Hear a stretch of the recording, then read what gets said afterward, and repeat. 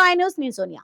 దక్షిణాది సినీ పరిశ్రమలో 2 దశాబ్దాలకు పైగా స్టార్ హీరోయిన్ గా కొనసాగుతున్న త్రిష కృష్ణన్ గురించి అభిమానులకు ఎప్పుడూ ఒకే ప్రశ్న ఉంటుంది.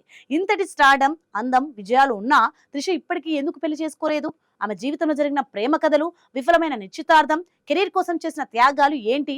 ఇప్పుడు ఆసక్తికరమైన విషయాల గురించి తెలుసుకుందాం.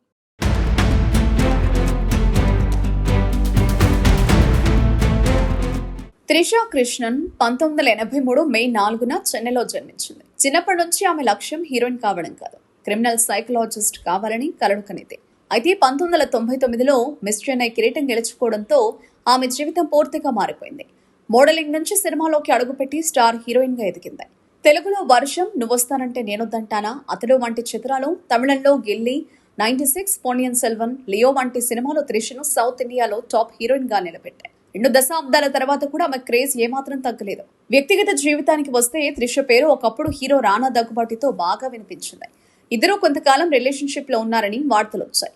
ఆ తర్వాత 2015లో వ్యాపారవేత్త వరుణ్ మణియన్తో నిశ్చితార్థం కూడా జరిగింది. కానీ అనుకోని కారణాలతో ఆ నిశ్చితార్థం రద్దయింది. అప్పటి నుంచి త్రిష పెళ్లిపై చాలా జాగ్రత్తగా వ్యవహరిస్తోంది. ఒక ఇంటర్వ్యూలో మాట్లాడుతూ, సరైన వ్యక్తి దొరికితేనే పెళ్లి చేసుకుంటాను, తర్వాత విడాకులు తీసుకునే పరిస్థితి రావద్దు అని త్రిష చెప్పిన మాటలు అప్పట్లో వైరల్ అయ్యాయి.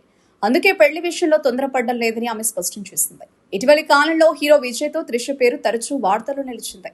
అయితే ఈ రూమర్లపై ఆమె ఎప్పుడూ అధికారికంగా స్పందించలేదు. మరోవైపు తనను అనవసర వివాదాల్లోకి లాగితే చట్టపరమైన చర్యలు తీసుకుంటారంటూ ఇటీవల గట్టి హెచ్చరిక కూడా జారీ చేసింది. 43 ఏళ్ల వయసులోనూ త్రిష ఇప్పటికీ అగ్ర హీరోల సరసన అవకాశాలు అందుకుంటోంది.